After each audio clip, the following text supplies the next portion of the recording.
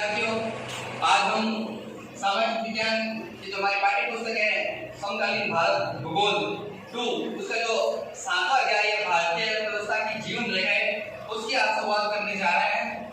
भारतीय अर्थव्यवस्था की जीवन रेखाएं मुख्य रूप से दो है, एक तो परिवहन और एक संचार। क्योंकि अर्थव्यवस्था उद्योगों के साथ चलती है और उद्योगों तक माल पहुंचाने और लाने ले जाने के लिए सुगम परिवहन की आवश्यकता होती है। सुगम परिवहन यानी कि सस्ता परिवहन। हम परिवहन को इंग्लिश में कहते हैं ट्रांसपोर्ट। और ट्रांसपोर्ट के जो साधन होते हैं ट्रक, वायुयान, रेलगाड़ियां, मालगाड़ियां और भी कई सारे जो सड़क पर चलते हैं वाहन जो माल पहुंचाते हैं वो परिवहन के साधन है। परिवहन के साधनों को हम तीन भागों में बांटते हैं: सड़क परिवहन, जल परिवहन और वायु परिवहन। सड़क परिवहन तो हम क्या बात नाम दे सकते हैं स्थल परिवहन। क्या नाम दे सकते हैं? स्थल परिवहन। और दूसरा है जल परिवहन और तीसरा है वायु परिवहन। जैसा कि नाम से स्पष्ट है कि स्थल परिवहन यानी कि स्थल पर चलने वाले परिवहन के साधन, और जल परिवहन मतलब जल के अंदर चलने वाले, जल की सतह पर चलने वाले परिवहन के साधन, और वायु परिवहन यानी हवा में चलने वाले परिवहन के साधन।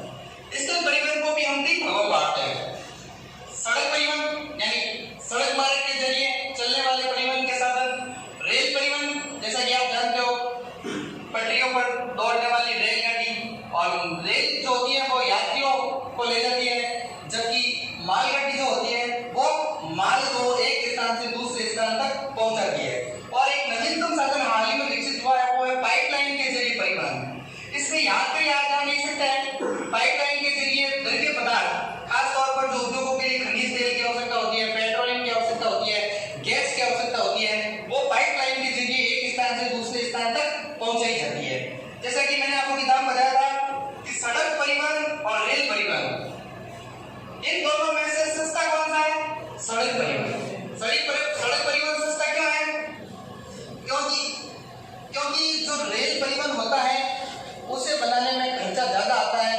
रेल की पटरियां हैं जो ऊबड़ खाबड़ और ऊंचे पर्वतीय और वन्य स्थलों में नहीं खींची जा सकती, जबकि सड़क परिवहन एक ऐसा साधन है जो कहीं पर भी बनाया जा सकता है। मैदानी इलाकों में रेल परिवहन दौड़ सकता है, जबकि पहाड़ी और वन्य इलाकों में, दुर्गम इलाकों में हम सड़क मार्ग का भी इस्तेमाल कर सकते हैं।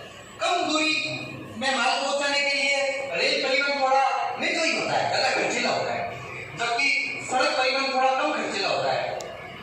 रेल परिवहन हमें घर तक माल नहीं पहुंचा सकता, घर तक नहीं जाती है रेल, जबकि सड़क परिवहन के जरिए यातायात के साधन जो ट्रकें वगैरह होती हैं वो हमारे घर तक, एक फैक्ट्री के मुख्य द्वार तक माल को ले जाती है और घर तक माल ला सकती है, बाजार तक माल ले जा सकती है। कौन? सड़क परिवहन जल पर चलने वाले।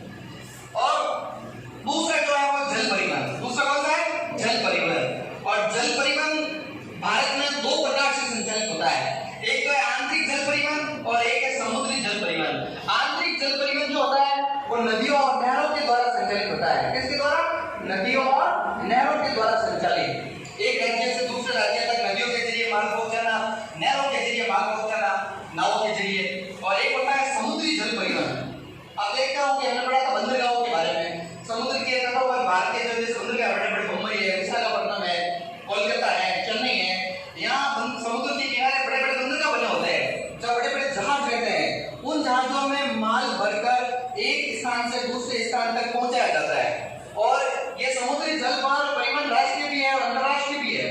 अंतर्राष्ट्रीय मतलब एक देश से दूसरे देश तक माल पहुंचाना। और हमारे देश के विभिन्न राज्यों में भी जो समुद्र के किनारे किनारे हैं वो जहाजों में समुद्र के जरिए नाव से, बड़े-बड़े जहाजों से माल पहुंचाया जाता है।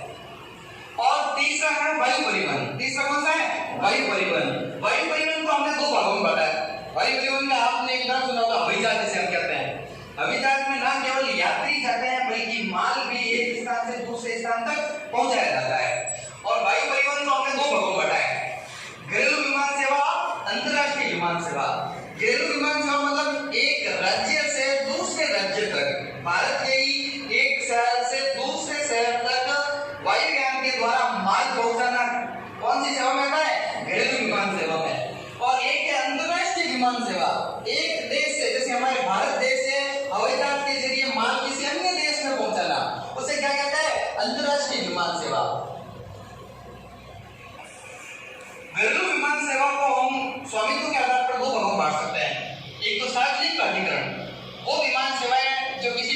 सरकार द्वारा संचालित होती है वो होती है सार्वजनिक प्राधिकरण के अंतर्गत आती है, और एक होती है निजी विमान सेवाएं, किसी निजी प्राइवेट जेट या प्राइवेट कंपनियां जैसे कि इंडियन एयरवेज है और भी बहुत सारी कंपनियां, किंगफिशर है, वो प्राइवेट कंपनियां हैं जो माल को हवाई यात्रा के जरिए एक स्थान से दूसरे स्थान तक पहुंचाती है।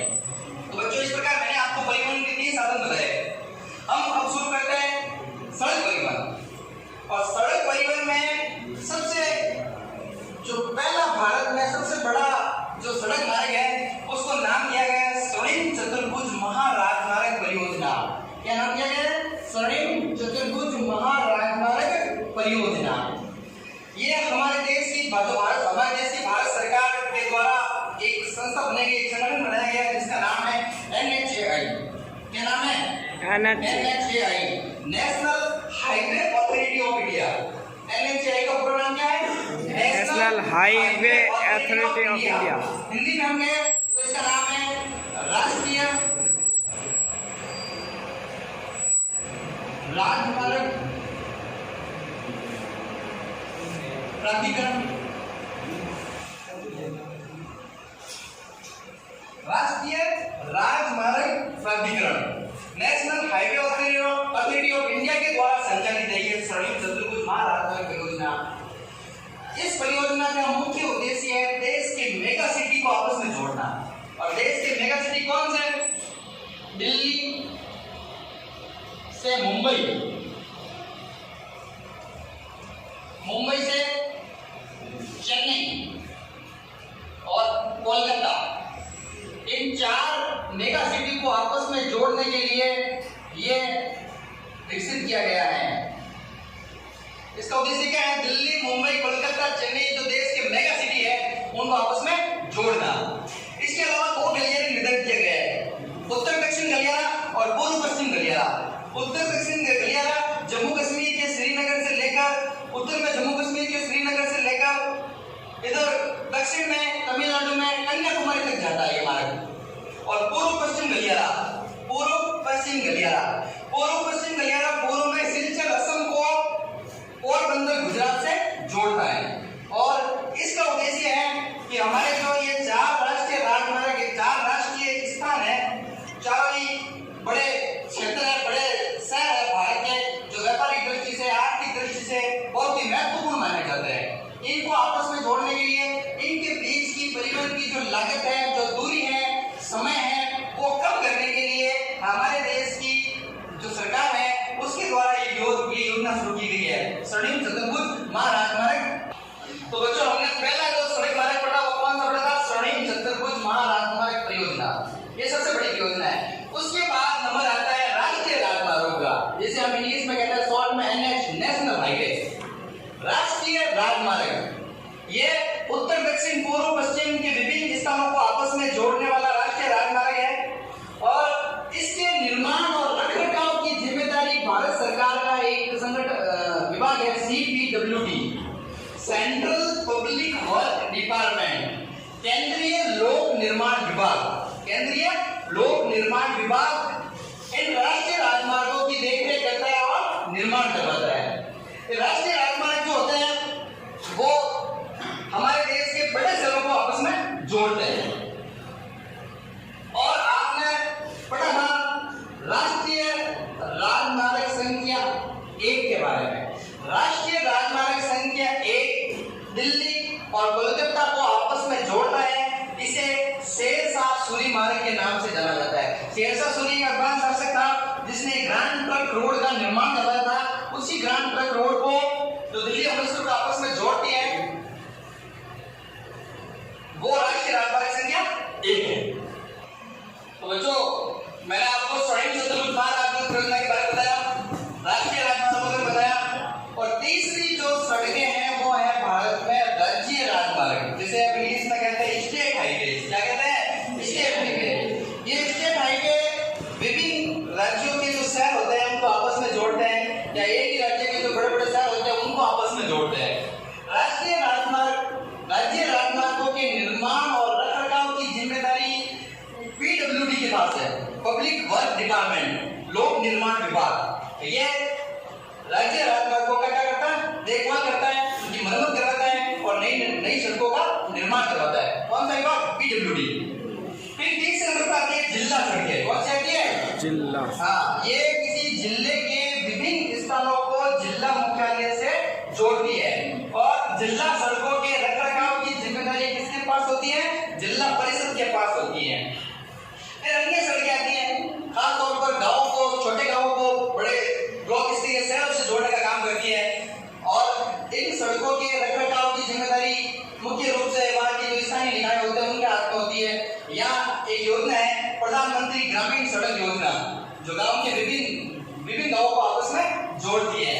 और एक प्रमुख सड़कों में अंदर आती है सीमांत सड़कें। कौन सी सड़कें? सीमांत सड़कें। हमारे देश की जो बॉर्डर इलाका है चीन और पाकिस्तान से लगने वाली सीमा, खास तौर पर वहां पर सड़कों के निर्माण के लिए एक संगठन बना हुआ है 1960 में, सीमा सड़क संगठन।